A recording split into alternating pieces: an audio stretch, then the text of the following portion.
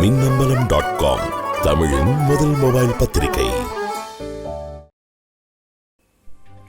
தமிழகத்தில் மக்களவை மினி சட்டமன்ற தேர்தல்கள் வரும் 18ஆம் தேதி நடைபெற இருக்கும் நிலையில் ஒரு பானை சோற்றுக்கு ஒரு சோறாய் மக்களின் மனதை அறிய தர்மபுரி தொகுதியில் வலம் வந்தோம். 2014 மக்களவை தேர்தலில் அதிமுக, காங்கிரஸ் ஆகிய கட்சிகள் தனித்து நின்று தேர்தலை சந்தித்தன. திமுக தலைமையிலான கூட்டணியில் திமுக, விடுதலை சிறுத்தைகள், மாமக, முஸ்லிம் லீக், புதிய தமிழகம் ஆகிய கட்சிகள் போட்டியிட்டன. பாஜக தலைமையிலான தேசிய ஜனநாயக கூட்டணியில் பாஜக, மதிமுக, தேமுதிக, கோமதேக, ஐஜேகே ஆகிய கட்சிகள் போட்டியிட்டன. அப்போது தனித்து நின்ற அதிமுக 37 இடங்களில் வென்றது. பாஜக கூட்டணியில் பாஜக கன்னியாகுமரியிலும், பாமக தர்மபுரியிலும் வென்றன.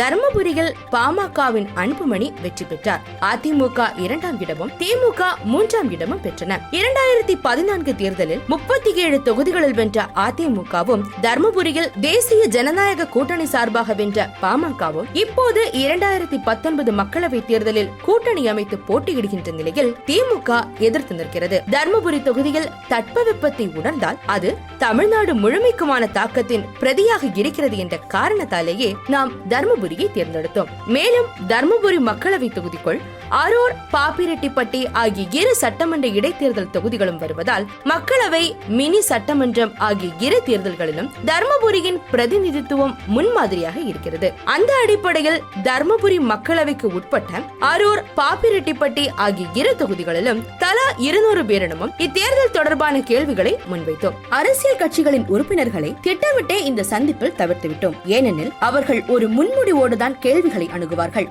எந்த கட்சியிலும் இல்லாத சமூகத்தின் பல்வேறு படிநிலைகளை, தரப்புகளை பிரதிநிதித்துவப்படுத்துபவர்களை சந்தித்து மின்னம்பலம் கடந்த சில தினங்களில் முன்வைத்த கேள்விகளுக்கான பதில்கள் அப்படியே உங்களுக்கு தருகிறோம்.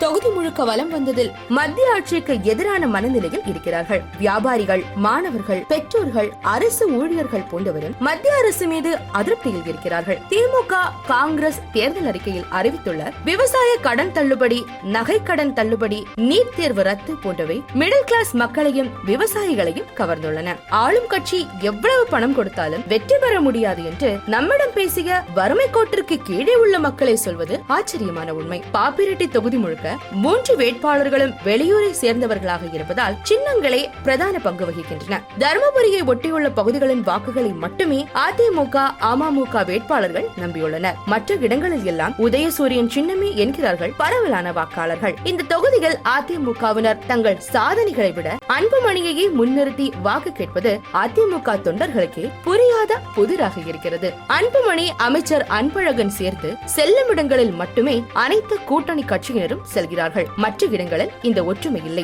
ஒட்டுமொத்த தர்மபுரி மாவட்ட அதிமுக நிர்வாகிகளில் சரிபாதி பேர் இந்த தொகுதியில் மட்டுமே வேலை பார்க்கிறார்கள். அந்த நம்பிக்கையில் அதிமுக வேட்பாளர் கோவிந்தசாமி வெற்றி பெறுவதாக தர்மபுரியை ஒட்டியுள்ள பகுதிகளில் தெரிந்தாலும் தொகுதியின் மறுபகுதியில் அவரை யாரென்றே தெரியவில்லை.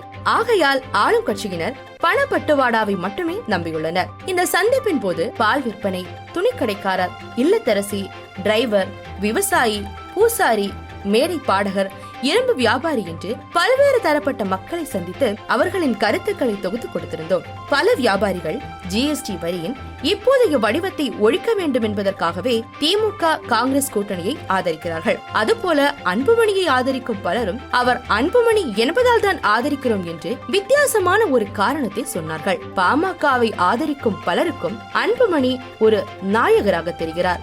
எங்கும் புதிய வாக்காளர்களும் இளைஞர்களும் மோடி மீது கோபத்தில் இருக்கிறார்கள். ஏழை மாணவர்கள், பெற்றோர்கள், அரசு ஊழியர்களும் மாநில, மத்திய அரசுகளின் மீது கோபத்தை வெளிப்படுத்தினார்கள். இங்கிருக்கும் SC, ST வாக்குகள் முழுக்க முழுக்க திமுக அணியையே சென்று சேர்வதாக இருக்கிறது நிலைமை. மின்னம்பலம் யூடியூப் பேஜை சப்ஸ்கிரைப் பண்ணுங்க.